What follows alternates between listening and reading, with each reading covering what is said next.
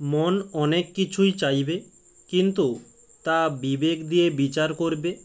তাহলেই তুমি বুঝবে কোনটা তোমার করা উচিত আর কোনটা করা উচিত নয়। Good morning dear student. আজকে আমরা ক্লাস 9-এর টার্গেট প্রশ্ন সংকলন, যেখানে আমরা 3 নম্বর স্কুল, যার পেজ নম্বর রয়েছে 18 থেকে 19, চকদহ বাবুজি বালিকা বিদ্যা মন্দির। আজকে আমরা এই স্কুলের অল কোশ্চেনের সলিউশনগুলো দেখে নেব। আমরা আগের দুটো ক্লাস করেছি, আজকে 3 নম্বরে চলছে। আর আজকে আমাদের এই নতুন ক্লাসের মধ্যে, মানে এই ক্লাসের মধ্যে যারা নতুন এসেছো তাদের জন্য রুটিনটা একবার, ক্লাস 9-এ তোমাদের জন্য মঙ্গল, বৃহস্পতি, শনি এবং ক্লাস 10-এর জন্য সোম, বুধ, শুক্র কেবলমাত্র সকাল 7টাতে ভৌতবিজ্ঞান বিষয়ের ওপর একটা করে ক্লাস পেয়ে যাবে। ওকে, আর ক্লাসগুলো যদি ভালো লাগে তাহলে জয়েন করতেই পারো।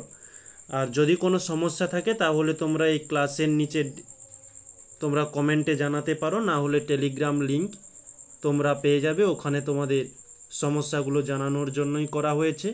এছাড়াও ওখানে আজকে এই ক্লাসের শেষে যে পিডিএফটি রেডি হবে সেটি তোমরাও ওই টেলিগ্রাম চ্যানেলে পেয়ে যাবে। ওকে, তাহলে আর দেরি না করে আমরা প্রথমত কোশ্চেনের দিকে আসি। তো প্রথম 1-এর দাগের কোশ্চেনে বলছে সর্বপ্রথম অণুর ধারণা করেন যিনি, তিনি হচ্ছেন অ্যাভোগাড্রো। নেক্সট পরবর্তী প্রশ্ন, যে 75 গ্রাম জল হলো কত মোল? এটা আমরা মার্ক করেছি 4 মোল। তো কিভাবে এসেছে তার জন্য একটু সলিউশন করে আমরা দেখিয়ে দিতে চাই। তার জন্য নতুন পেজে আমরা কোশ্চেনটি তুলে ধরেছি, দেখে নেব কিভাবে এই 4 মোল অ্যান্সারটি এসেছে। 75 গ্রাম জল হলো, 4টে অপশান রয়েছে, 4 মোল, 2 মোল, 3 মোল ও 1 মোল। তো এর মধ্যে কোনটি সঠিক উত্তর হবে সেটা আমরা দেখে নিই।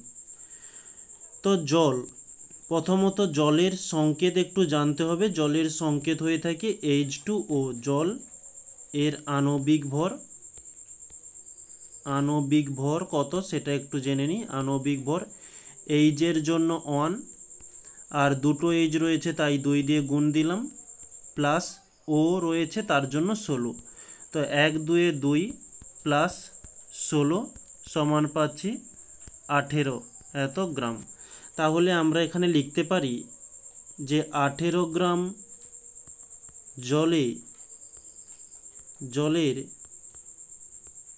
মোল সংখ্যা 1। আমরা এটুকু জানি, যে কোনো যৌগ বা মৌলের জন্য যে আণবিক ভর হয়, আণবিক ভর সমান 1 মোল। তাই আমরা আণবিক ভর 18 বেরিয়েছে, তাই আমরা করেছি যে 18 গ্রাম জলের মোল সংখ্যা 1। তাহলে আমাদের প্রশ্নের মধ্যে বলেছে যে 75 গ্রাম জলের মোল সংখ্যা কত, যে 1/18 ইন্টু 75। ওকে, এখন যদি 3 দিয়ে দেওয়া হয়, 3 6 18, 3 দিয়ে দিলে 3 2 6, 3 5 15, তাহলে আমরা পাচ্ছি 25/6। তো 25কে 6 দিয়ে ভাগ করলে আমরা পেয়ে যাব 4.166 করে থাকবে এতটি। তাহলে আমাদের অ্যান্সার এলো 4.166। তো আমাদের এই অপশানের মধ্যে যেহেতু 4 রয়েছে, আমরা তাহলে এই 4 মোল বা 4কেই মার্ক করে নেব, আর এটি আমাদের উত্তর। তাহলে আমরা এখানে 4 মোল জল মার্ক করে নিলাম। নেক্সট পরবর্তী প্রশ্ন, চাপের মাত্রিয় সংকেত হলো ml ইনভার্স T⁻²। নেক্সট, ক্ষুদ্র বৃষ্টির ফোঁটা গোলাকার হওয়ার কারণ হলো, সেটা পৃষ্ঠটানের কারণে।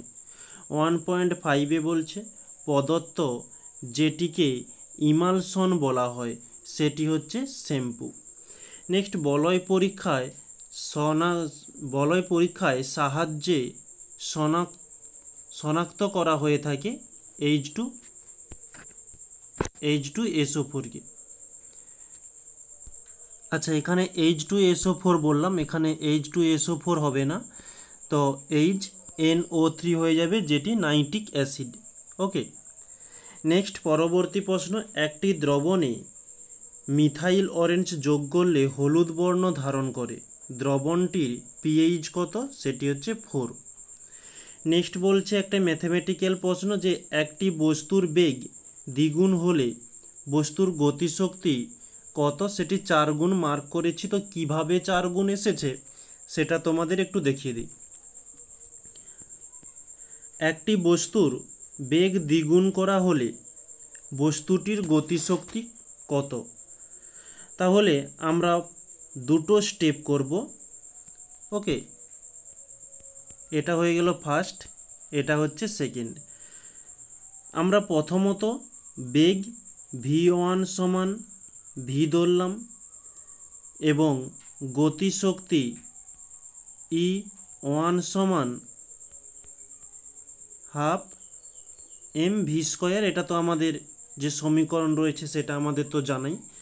তো এখানে যেহেতু আমরা ভিটাকে v1 ধরেছি তাই v1 দিলাম। ওকে, তাহলে আমরা এখানেই এটি রাখলাম, বা আমরা এই v1 এর পরিবর্তে v1 এর মান v ধরেছি তাই আমরা v স্কয়ার দিয়েছি। নেক্সট সেকেন্ডের জন্য এটা v2 দেই, বলেছে বেগ দ্বিগুণ করা হলো, তাহলে প্রথমে ছিল v, তারপরে দ্বিগুণ মানে 2 দিয়ে গুণ দিলাম, তখন গতিশক্তি কত হবে? তো গতিশক্তি দ্বিতীয়টার জন্য নির্ণয় করছি তাই E2 দিলাম, আর গতিশক্তির সমীকরণ হয়ে থাকে হাফ mv স্কয়ার। তো সেকেন্ডটার যেহেতু নির্ণয় করছি তাই v স্কয়ার না দিয়ে v2 স্কয়ার দিচ্ছি। ওকে, এখন আমরা এই v2 এর মানটা বসিয়ে নেব, 2v, যার হোল স্কয়ার ছিল যেমন থাকবে। এখন এই 2vর হোল স্কয়ার যদি আমরা ভাঙতে যাই তাহলে পাচ্ছি যে 2 দুগুণে 4 ইন্টু ভি স্কোয়ার। তো 4টাকে আমরা প্রথমে নিয়ে চলে আসি, এই 2 দিয়ে কিন্তু কাটাকাটি করব না, কারণ আমাদের প্রশ্ন যেমন চেয়েছে তেমন আমরা উত্তরটি আনব। তাহলে 4কে সামনে আনলাম, হাফ এম ভি স্কোয়ার।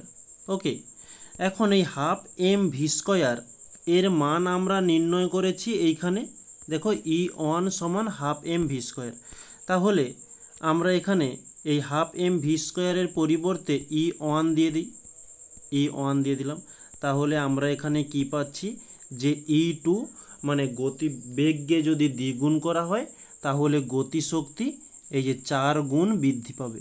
ওকে, তাহলে আমরা এখানে অপশান সি মার্ক করে নিলাম, 4 গুণ হয়। ওকে, তাহলে এখানেও করে দিচ্ছি 4 গুণ। এখন আমরা 1-এর দাগের কোশ্চেনগুলো কমপ্লিট করলাম।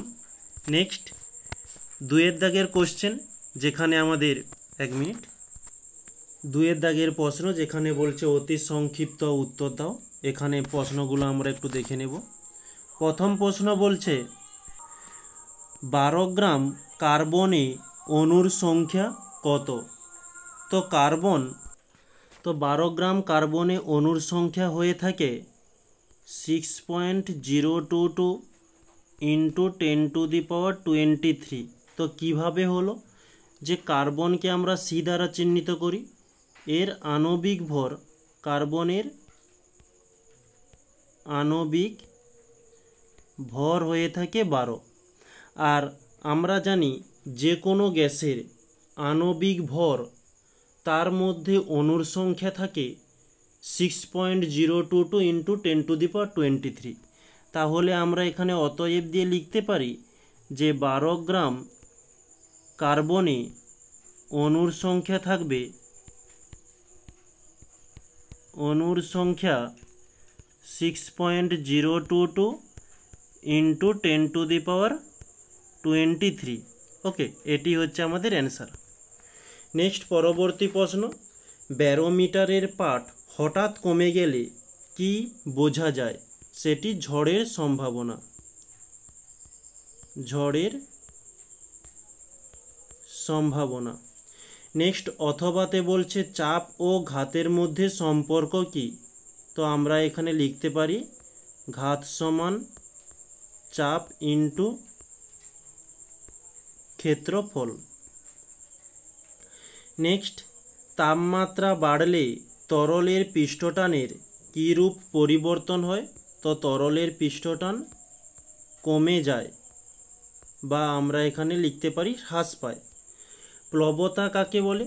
তো প্লবতা কাকে বলে আমরা নেক্সট পেজে এখানে লিখে রেখেছি, এই যে প্লবতা, যেটার প্রশ্ন মার্ক 2.4, যে কোনো বস্তুকে কোনো প্রবাহীর তরল বা গ্যাসের মধ্যে আংশিক বা সম্পূর্ণ ডোবালে ওই প্রবাহী বস্তুটির ওপর যে ঊর্ধ্বমুখী বল প্রয়োগ করে তাকে প্লবতা বলবো। নেক্সট পরবর্তী, তাহলে প্লবতা আমরা সেখানে দেখেছি। নেক্সট এখানে বলছে কলয়েড কণার ব্যাসের সীমা কত? তো আমরা এখানে লিখতে পারি 1 nm মানে 1 ন্যানোমিটার থেকে 100 ন্যানোমিটার, বা আমরা একে 10⁵ও বলতে পারি। ওকে, নেক্সট 10⁵ সেন্টিমিটার, এই যে সেন্টিমিটার থেকে 10⁻⁻7 সেন্টিমিটার। ওকে, নেক্সট পরবর্তী প্রশ্ন, অ্যান্টাসিড কি? তো এর জন্য পাশে তুলে ধরেছি যে মানব শরীরে অতিরিক্ত অ্যাসিড প্রশমিত করার জন্য মিল্ক অফ ম্যাগনেসিয়া ওষুধ খাওয়া হয়, একে আমরা অ্যান্টাসিড বলে থাকি। নেক্সট অ্যান্টাসিড তাহলে আমরা দেখে নিলাম। অথবাতে বলছে হাইড্রোক্লোরিক অ্যাসিডের একটি ব্যবহার লেখো। তো হাইড্রোক্লোরিক অ্যাসিডের আমরা কয়েকটা ব্যবহার তুলে ধরেছি, তার মধ্যে তোমাদের যেটা খুশি সেটা তোমরা করতে পারো। নেক্সট এদিকে আসছি আবার 2.7, শূন্যস্থান পূরণ করো। বল ও সরণের মধ্যস্থ কোণ ড্যাশ হলে কৃতকার্য শূন্য হয়? সমকোণ, যাকে আমরা 90° বলে থাকি। নেক্সট অথবাতে বলছে স্থিতিশক্তি সমান বস্তুর ভর ইন্টু উচ্চতা ইন্টু জি, যাকে আমরা অভিকর্ষজ ত্বরণ বলে থাকি, বা অভিকর্ষজ বল। নেক্সট আমরা এখন অতি সংক্ষিপ্ত প্রশ্নগুলো শেষ করলাম, এরপরে আমরা আসছি সংক্ষিপ্ত উত্তর দাও প্রশ্নগুলো। তো এখানে একটা ম্যাথমেটিক্যাল অঙ্ক রয়েছে, এটা একটু দেখে নেব। 3 গ্রাম অণু CO2 বলতে কি পরিমাণ CO2 বোঝায়? তো CO2, যাকে আমরা কার্বন ডাই অক্সাইড বলে থাকি, CO2 এর আণবিক ভর হয়ে যাবে, এর আণবিক ভর কার্বনের 12, আর অক্সিজেন মানে ও হচ্ছে 16, দুটো অণু রয়েছে তাই 2 দিয়ে গুণ করলাম। তাহলে আমরা পাচ্ছি 12 + 16 × 2 = 32, তাহলে 2 × 2 = 4, 3 × 1 = 4, 44 গ্রাম। আমরা এখানে লিখতে পারি যে 44 গ্রাম CO2 অণুর সংখ্যা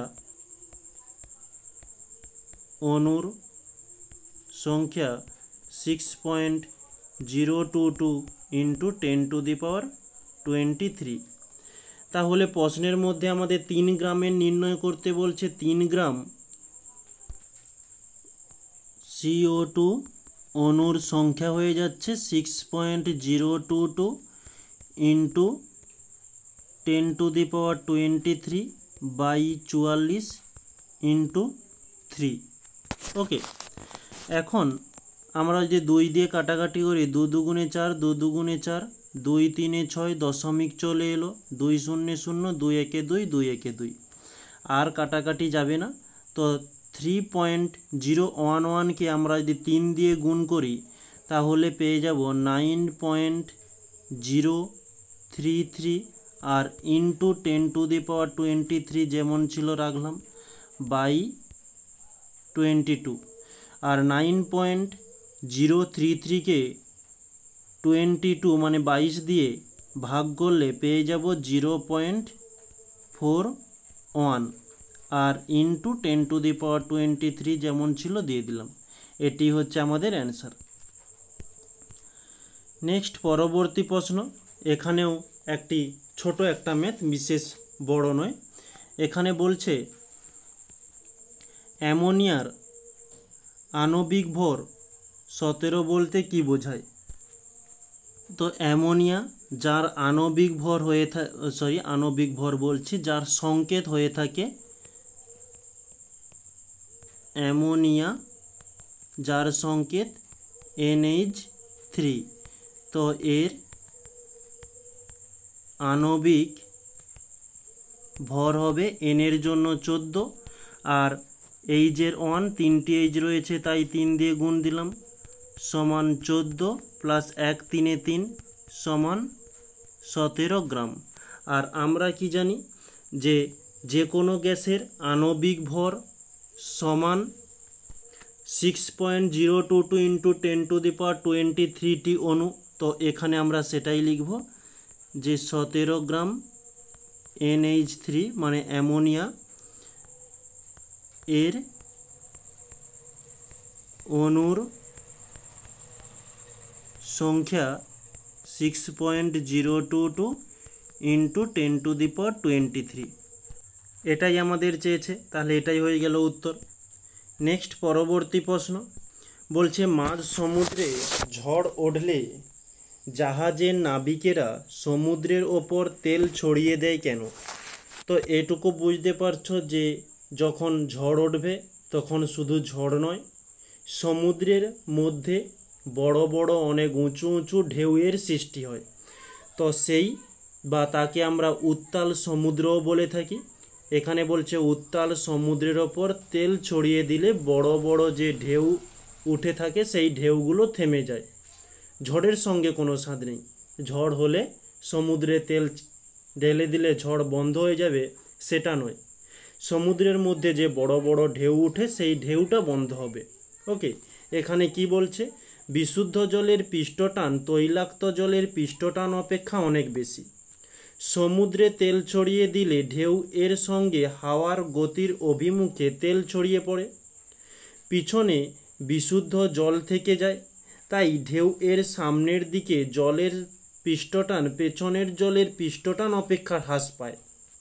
পিছনের উচ্চ পৃষ্ঠটানযুক্ত জল সামনের নিম্ন পৃষ্ঠটানযুক্ত জলকে পিছিয়ে টানে, পিছনে টানে, ফলে ঢেউয়ের উচ্চতা কমে যায়। ওকে, নেক্সট পরবর্তী প্রশ্ন, অথবাতে বলা হয়েছে সান্দ্রতা তরলের অভ্যন্তরীণ ঘর্ষণ বলা হয় কেন?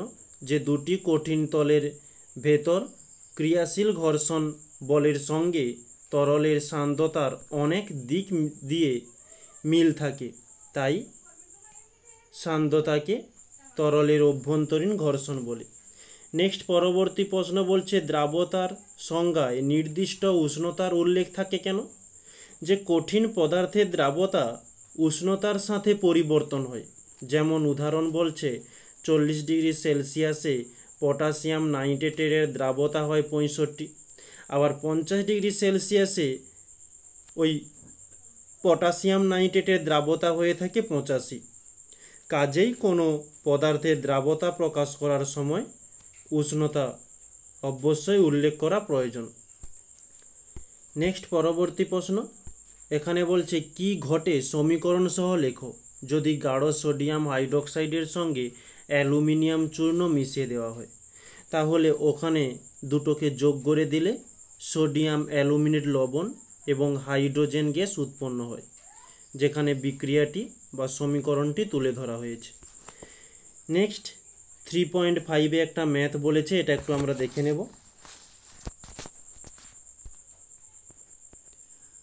80 কেজি ভরের একটি বুলেটকে কত বেগে নিক্ষেপ করলে গতিশক্তি 400 জুল হবে? তো আমাদের প্রশ্নের মধ্যে 80 গ্রাম ভর, তাহলে আমরা লিখতে পারি ভর m সমান 80 গ্রাম।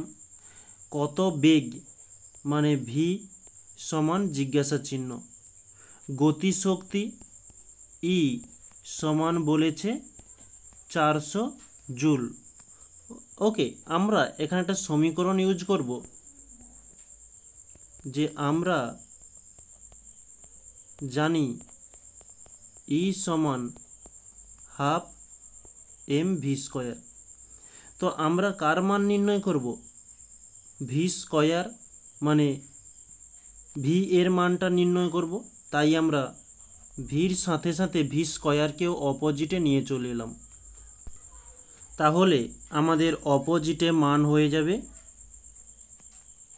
2/m 2/m ইন্টু ই। ওকে, এখন 2 কে 2 থাকলো, এম এর মান আমাদের 80 গ্রাম রয়েছে, তো এই 80 গ্রাম থেকে আমাদের কেজিতে নিয়ে যেতে হবে। তো কেজিতে নিয়ে যাওয়ার জন্য একে আমরা 1000 দিয়ে ভাগ দিলাম, এত কেজি। ওকে, তাহলে এখানে আমরা 80/1000 লিখতে পারি। তো ওই জিনিসটাই আমরা একেবারে উপরে তুলে দিই, যে 80 ইন্টু 1000 ইন্টু ই, ই এর মান কত? 400। এখন আমরা কাটাকাটি করব, 0 0 কেটে গেল, 4 দিয়ে দিলে 4 একে 4, 0, 4 দুগুণে 8, এই 2 কেটে গেল। তাহলে আমাদের পড়ে থাকলো একের পিঠে 4টে 0। ওকে, এখন তাহলে ভি এর মান নির্ণয় করব। তাহলে ভি স্কোয়ার সমান নির্ণয় হলো একের পিঠে 4টে 0। তাহলে ভি সমান √ওভার একের পিঠে 4টে 0, আর একের পিঠে 4টে 0 রুট ভাঙলে আমরা পেয়ে যাব 100। তো এটা কিভাবে পেয়েছি এখানে একটু ছোট্ট করে দেখিয়ে দিই। আচ্ছা, এখানে জায়গাটা অভাব পড়ে যাবে, এখানে একটু ছোট্ট করে দেখিয়ে দিচ্ছি রুট ভাঙার নিয়ম। তো একের পিঠে 4টে 0, আমরা যে 10 দিয়ে দিই, 10 একে 10, আর 3টে 0 চলে আসবে। আবারও যদি আমরা 10 দিয়ে দিই, 10 একে 10, আবারও 2টো 0। আবারও যদি 10 দিয়ে দেওয়া হয়, 10 একে 10, একটা 0। আবার যদি 10 দিয়ে দেওয়া হয়, 10 একে 10। তাহলে দুটো 10 নিয়ে আমরা একটা 10 মানব। তাহলে দুটো 10 নিয়ে একটা 10 ইন্টু আবারও পরবর্তী দুটো 10 নিয়ে একটা 10। তাহলে এখানে পেলাম 10, 10 একে 100। ওকে, তাহলে ভি সমান 100। আর ভরবেগ নির্ণয় করতে বলেছে, এর একক হয়ে যাবে মিটার। তাহলে এটি হচ্ছে আমাদের পার সেকেন্ড। ওকে, নেক্সট পরবর্তী প্রশ্নতে চলে এসেছি। এখন দেখে নেব প্রশ্নটা কি বলছে। এখন আমাদের প্রশ্নটিতে বলেছে 50 কেজি ভরের একজন বালক 5 সেকেন্ডে সিঁড়ির 20টি ধাপ উঠল। প্রতিটি ধাপের উচ্চতা 30 সেন্টিমিটার হলে বালকটি কত ক্ষমতা প্রয়োগ করল? তাহলে আমরা এখানে প্রশ্নের মধ্যে এম সমান দেওয়া রয়েছে 50 কেজি। নেক্সট বলেছে 5 সেকেন্ডে 20টি ধাপ উঠল, তাহলে টি সমান 5 সেকেন্ড। ওকে, তো ধাপ যেখানে এইজ আমরা নির্ণয় করব, প্রতিটি ধাপ বলেছে 30 সেন্টিমিটার, আর কয়টি ধাপ রয়েছে? 20টি ধাপ। তাহলে 20 দিয়ে গুণ করলাম, 30 ইন্টু 20, যেখানে পাচ্ছি 600 সেন্টিমিটার। তো এই সেন্টিমিটার থেকে মিটারে যাওয়ার জন্য আমরা একে 100 দিয়ে ভাগ দিলাম, দুটো 0 কেটে গেল, থাকলো 6 মিটার। ওকে, এখন বলেছে বালকটির ক্ষমতা প্রয়োগ করলো, মানে কতটা ক্ষমতা প্রয়োগ করলো। তাহলে আমরা যে সমীকরণটি জানি, পি সমান W/T। প্রশ্নের মধ্যে টি এর মান রয়েছে, ডাব্লু এর মান দেওয়া নেই, তো ডাব্লু এর মানটিকে নির্ণয় করব। ডাব্লু সমান আমরা জানি mgh। এখানে m সমান 50 কেজি, যেহেতু জি এর কোনো মান নেই তাই আমরা জি এর মান 9.8 মিটার পার সেকেন্ড পুট করব। তাহলে জি এর মান হয়ে গেল 9.8, এইচ এর মান 6 মিটার। ওকে, তো আমরা এখানে এই মানটিকেই রেখে দিলাম, পরবর্তীতে আমাদের কাজে লেগে যাবে। তাহলে ডাব্লু এর মান আমরা ওটাই বসিয়ে দিলাম, 50 ইন্টু 9.8 ইন্টু 6 বাই টি মান 5 রয়েছে, 5 দিলাম। তো এখানে পয়েন্ট তুললে আমরা নিচে 10 পাচ্ছি, তো 0 0 কেটে গেল, 5 5 কেটে যাচ্ছে, তাহলে 98 ইন্টু 6, যেখানে আমরা পাচ্ছি 588। আর ক্ষমতা পি এর একক হয়ে থাকে ওয়াট। এটি হচ্ছে আমাদের অ্যান্সার। নেক্সট পরবর্তী প্রশ্ন, যেখানে বলছে নিম্নলিখিত প্রশ্নগুলির উত্তর দাও। 4.1 গ্রাম আণবিক ভর কাকে বলে, উদাহরণসহ বুঝিয়ে দাও। এবং বলছে অ্যাভোগাড্রো সংখ্যার মান কত। তো অ্যাভোগাড্রো সংখ্যার মান হয়ে থাকে 6.022 ইন্টু 10⁻23। এবং গ্রাম আণবিক ভর কাকে বলে, এই যে দেওয়া রয়েছে, কোনো মৌল বা যৌগের গ্রামে প্রকাশিত আণবিক ভরকে ওই মৌল বা যৌগের গ্রাম আণবিক ভর বলে। এবং উদাহরণসহ এই যে দুটি উদাহরণ রয়েছে, দেখে নিও। নেক্সট পরবর্তী প্রশ্ন, ইয়ং গুণাঙ্ক কি। তো ইয়ং গুণাঙ্ক বলা হচ্ছে স্থিতিস্থাপক সীমার মধ্যে অনুদৈর্ঘ্য পীড়ন ও অনুদৈর্ঘ্য বিকৃতি এদের অনুপাতকে ইয়ং গুণাঙ্ক বলা হয়। এবং যার রাশিমালা দেওয়া হয়েছে, বলছে ইয়ং গুণাঙ্কের রাশিমালা নির্ণয় করো। এটা শর্টের রাশিমালা তুলে ধরেছি। তো নির্ণয় করবার জন্য পরবর্তী পেজে এই যে রাশিমালাটি নির্ণয় হয়েছে, এটা তোমরা চিত্রসহ করো। নেক্সট পরবর্তী প্রশ্নের দিকে আসছি, যে স্থিতিস্থাপকতা কোন কোন বিষয়ের ওপর কীভাবে নির্ভর করে। এই যে স্থিতিস্থাপকতা যে যে বিষয়ের ওপর নির্ভর করে, সেটি হচ্ছে 6টি বিষয় রয়েছে। তার মধ্যে যেটা তোমাদের ভালো লাগে সেগুলোই করো। আপাতত এখানে নম্বর ওয়াইজ সবগুলোই করা জরুরি। নেক্সট পরবর্তী প্রশ্ন, যে সম্পৃক্ত দ্রবণ কাকে বলে। সম্পৃক্ত দ্রবণ কোনো নির্দিষ্ট উষ্ণতায় নির্দিষ্ট পরিমাণ দ্রাবকের মধ্যে সর্বাধিক পরিমাণ দ্রাব্য দ্রবীভূত হওয়ার ফলে তা দ্রবণ উৎপন্ন করে, তাকে ওই উষ্ণতায় ওই দ্রাবের সম্পৃক্ত দ্রবণ বলা হয়।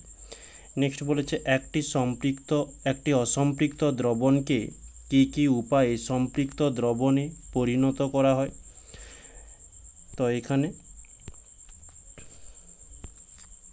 এই যে 1 2 3 তিনটি পয়েন্ট, বেশি পরিমাণে দ্রাব্য যোগ করতে হবে এবং উষ্ণতাকে কমাতে হবে এবং দ্রাবকের পরিমাণ কমিয়ে দিলে খুব সহজে একটা অসম্পৃক্ত দ্রবণ সম্পৃক্ত দ্রবণে পরিণত হবে। পরবর্তী, লবণের সংজ্ঞা দাও। লবণ কত প্রকার ও কী কী। এই যে লবণ কাকে বলে, অ্যাসিডের প্রতিস্থাপনযোগ্য হাইড্রোজেন পরমাণু ধাতু বা ধাতুর তুল্য যৌগমূলকের দ্বারা আংশিকভাবে বা সম্পূর্ণরূপে প্রতিস্থাপিত হওয়ার ফলে উৎপন্ন যৌগকে লবণ বলে। তো লবণ কয় প্রকার ও কী কী। লবণ হয়ে থাকে গঠন ও ধর্ম এর ভিত্তিতে 3 প্রকার হয়ে থাকে। একটা শ্রমিত লবণ, আম্লিক বা যাকে আমরা বাই লবণ বলে থাকি, এছাড়া রয়েছে ক্ষারকীয় লবণ। এদের সংজ্ঞা এবং উদাহরণ দেওয়া রয়েছে প্রশ্নের মধ্যে কত প্রকার ও কী কী, কেবলমাত্র তার প্রকারভেদগুলোই জিজ্ঞাসা করেছে, কাকে বলে এবং উদাহরণ কিছুই চায়নি। যদি পারো তোমরা দিয়ে রাখতে পারো। ওকে, নেক্সট পরবর্তী প্রশ্ন বলছে প্রত্যেক প্রকার অক্সাইডের নাম লেখো এবং একটি করে উদাহরণ দাও। তো প্রত্যেক প্রকার অক্সাইড 3 রকমের হয়ে থাকে, আম্লিক অক্সাইড, ক্ষারকীয় অক্সাইড এবং উভধর্মী অক্সাইড। এখানে অক্সাইড কাকে বলে এবং কয়েকটা উদাহরণ সহযোগে দেওয়া হয়েছে। তোমরা এটাকে তুলে রাখতে পারো, না হলে ক্যান্সেল করতে পারো। তো প্রশ্নানুসারে যেমনটি বলেছে যে অক্সাইডের 3 প্রকার হয়ে থাকে, আম্লিক, ক্ষারকীয় এবং উভধর্মী, এবং এদের নাম এবং একটি করে উদাহরণ দিতে বলেছে। তো এখানে আম্লিক লবণ উদাহরণ যেটা রয়েছে, এই যে কার্বনিক অ্যাসিড, এটা হচ্ছে আম্লিক লবণের উদাহরণ। এবং ক্ষারকীয় লবণ, এই যে লবণ NaCl, তো এখানে সংজ্ঞাটাও সঙ্গে তুলে ধরা হয়েছে, পারলে করে রাখতে পারো। উভধর্মী অক্সাইড যেমন বলা হয়েছে উদাহরণ হিসাবে জিঙ্ক অক্সাইড, অ্যালুমিনিয়াম অক্সাইড, এইসব। ওকে, নেক্সট, কার্য কাকে বলে? যে কোনো বস্তুকে বল প্রয়োগ করার পরে বস্তুটির প্রয়োগবিন্দুর স্মরণ হলে আমরা তাকে কার্য বলে থাকি। এবং বলেছে কার্যের গাণিতিক রূপটি লেখো। কার্যের গাণিতিক রূপ W=F*D, এটি হচ্ছে আমাদের গাণিতিক রূপ। কিভাবে এসেছে সেটাই যে খুব সুন্দরভাবে তুলে ধরা হয়েছে, করে নিও। নেক্সট বলছে বলের বিরুদ্ধে কার্য বলতে কী বোঝো?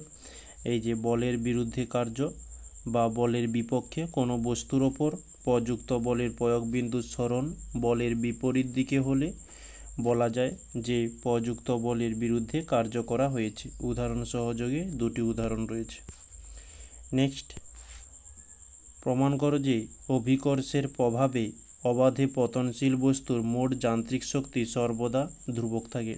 তো খুব সুন্দরভাবে চিত্র এবং তার সহযোগে ব্যাখ্যা এই পর্যন্ত রয়েছে।